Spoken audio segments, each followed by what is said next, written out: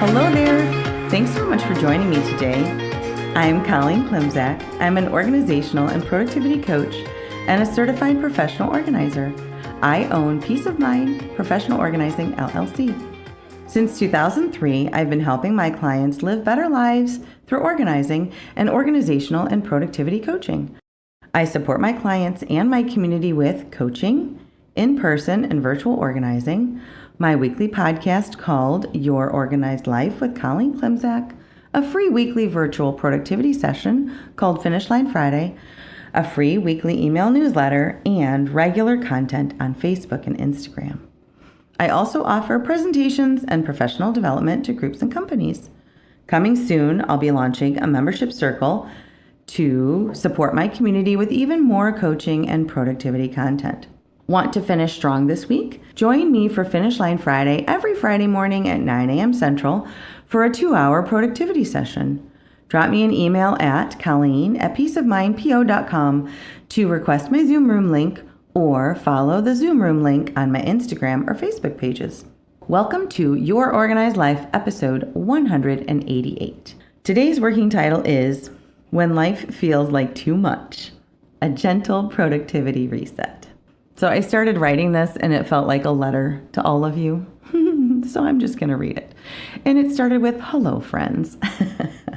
It has been a busy few weeks. Scratch that. It has been a busy few months. Of course, all the weeks and months are usually busy.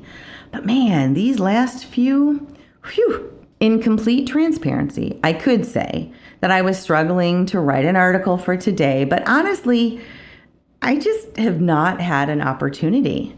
I have ideas. I've just not had time. And I'm a productivity consultant. Ugh. I am excited to get back to my regularly scheduled content calendar. I look forward to answering more of your questions. And I have a lot more to say about professional communications before I move on to my content around Clutter 2.0. Yes, that's coming. But this weekend wasn't much of a weekend again. And now, as I'm recording this, it is a Monday of a very full week. And while I want to share those content topics, my brain is in a million other places. So instead of fighting the process that I need to go through to get myself back on track, I thought I would actually document that process for you and for me, for when we again find ourselves in this same or a similar situation. So hey, let's look at today as a case study of how to take care of ourselves and also return to our productivity. And that is returning to what is important to you and to me. And as with any case study, please consider yourself in these situations and consider how to apply the learning to your own life. First, take some deep breaths. And I really mean it. Close your eyes and practice square breathing for a minute or two. I just taught a room full of students how to do this last week. Inhale for a count of 4, hold it for a count of 4, exhale for a count of 4, and relax for a count of 4. You can pause the podcast and do that for a little bit for yourself. Okay, now that we've done that, we really need to cut ourselves some slack. And I seem to be saying that a lot lately. I don't know if I'm the one who needs to hear it or if I just, when I'm talking to my clients in my community, they also need to hear it. But we just need to cut ourselves some slack. We need to show ourselves some grace and be kind to ourselves. I taught time and stress management last week to our most recent cohort of students for the Highway Construction Careers Training Program. And one of the last things that we do in stress management is learn about I am statements. I am healthy, I am wise, I am strong, whatever that looks like, right? And I introduced that topic with a discussion of how critically we speak to ourselves. We often speak to ourselves far more critically than we would have spoken to anyone else. So, first things first, cut ourselves some slack, right? Show ourselves some grace and be kind to ourselves. Next up, I want you to consider tuning out the noise.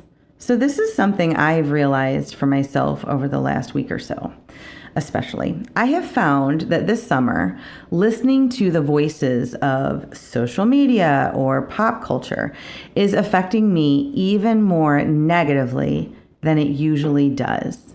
And I recognize that my social media feed is a product of topics that I have told the internet that I have shown an interest in, of things that appeal to me, and yet, man, it still seems too loud and just too much.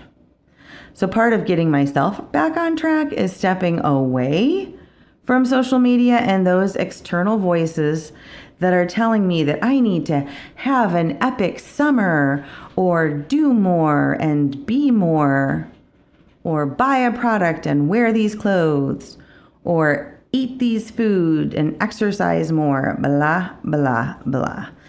Now, the irony is not lost on me, friends, that I could also be an influencer in my own right, and y'all are listening or reading this, so please know that I am not trying to influence you in any other way than to take care of yourselves and to work towards being your best self, whatever that means for you.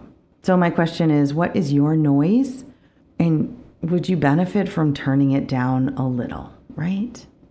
After we've closed our eyes and taken a few breaths, we've showed ourselves some grace, we've put down the phone or quieted the external voices, here is what to tackle next. Handle the essentials.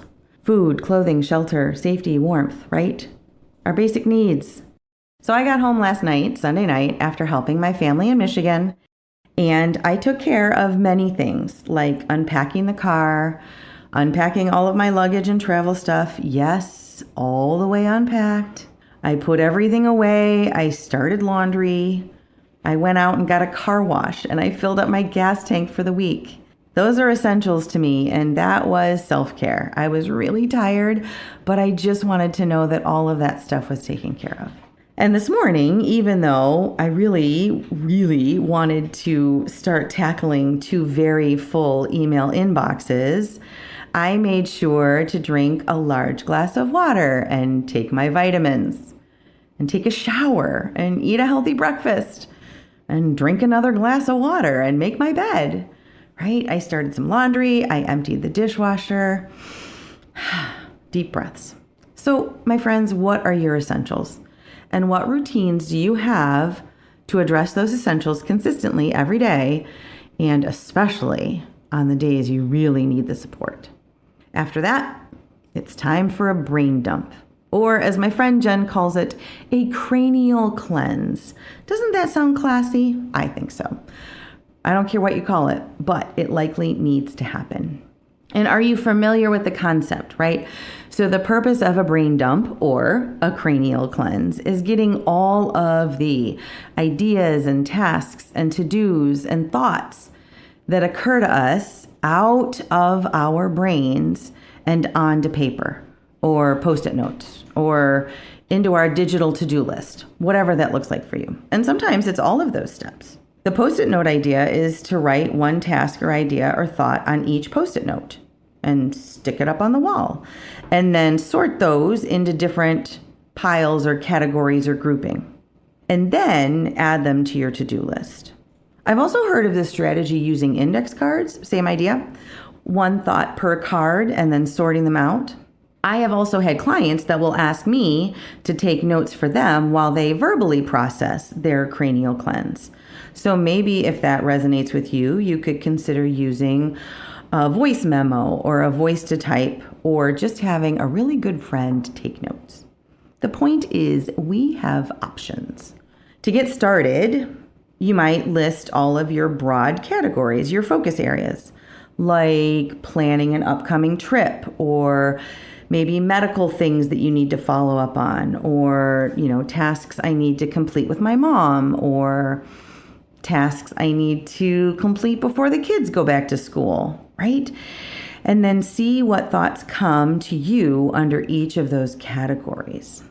Sometimes that works for me, at least to get me started. And I would love to say that a cranial cleanse is a quick process for me, but typically it is not. So I know some people who will do this for like half an hour, at least to get them started. My process will more likely be in bits and pieces over the course of a day or two as ideas occur to me. But the good news is the end product is the same. There are fewer swirling thoughts, there is less overwhelm, and there are more specific action steps waiting to be taken. Which leads me to planning the week and prioritizing the work. Before we start to assign all those tasks, we gotta look what's already on the calendar for this week. What is the weather forecast? What must get done? And I really try hard not to say must, but I honestly do have some musts this week. Those musts are typically important to our work and ourselves, and also urgent, meaning time specific. Maybe it's a deadline, maybe it's an appointment, maybe it's work that's needed to be completed so someone else can do their work, etc. So things to ask yourself, what are the first smallest steps to take on getting things done? Once we've identified them, we can either do them right then or dedicate an hour in the schedule today or tomorrow to take them, those first smallest steps. And maybe perhaps on more than one project. In time and stress management last week with my students, I mentioned to them that if, after ruling out procrastination for something not getting done, and that is the willful choice for no good reason to not do something, if they're still feeling overwhelmed by a project, maybe they haven't broken the project down into small enough pieces. So again, what is the first smallest step you can take? Going back to a recent episode and article, progress is hopeful. Progress is motivating, right? We said movement begets motivation, which begets momentum, which all leads us to success, which is a win. And on the other side of musts, you and I also need to identify and accept the things that probably won't get done just yet.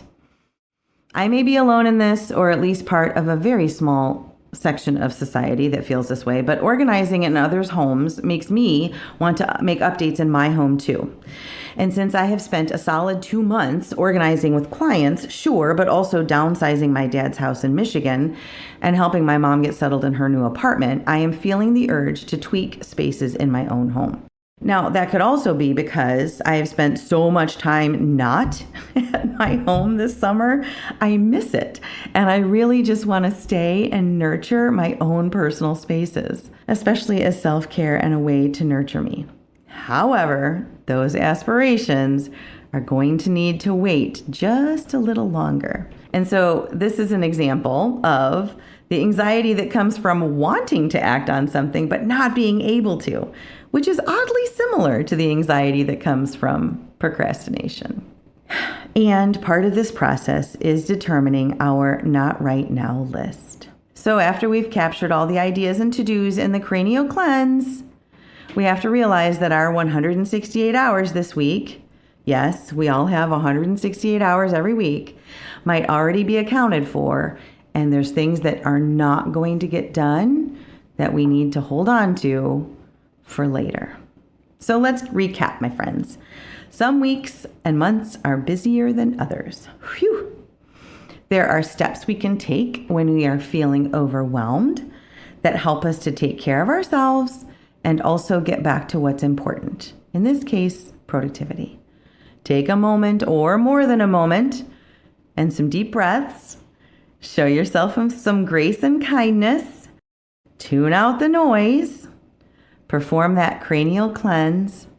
And then plan and prioritize the work based on what must get done and what you've already got going on this week. And then finally, start your not right now list that you will tackle when things have calmed down just a little bit. Support around getting things done, regardless of your season at present, is what productivity coaching is all about. If it's time to invest in yourself and explore coaching for organizing and productivity, I would love to hear from you. Drop me a line via email at colleen@peaceofmindpo.com or message me through my social media platforms like Facebook, Instagram, or LinkedIn. Thanks so much, and I will talk to you next week.